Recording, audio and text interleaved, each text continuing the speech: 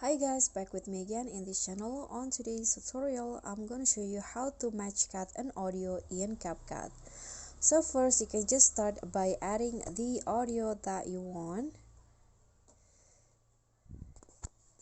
Okay, here I'm going to just add a random audio.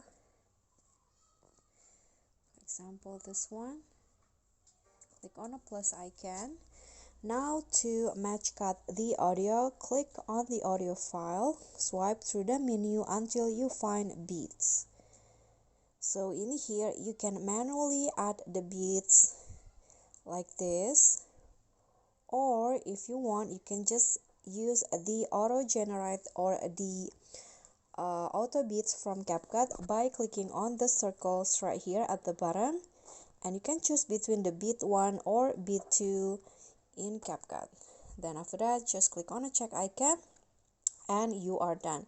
You can just proceed the editing by splitting the clip according to the match cut or the marks, the yellow marks in the audio. Okay, so that's all from me. Thank you guys so much for watching. Don't forget to like, comment, subscribe, and also click on the thanks button below. Bye.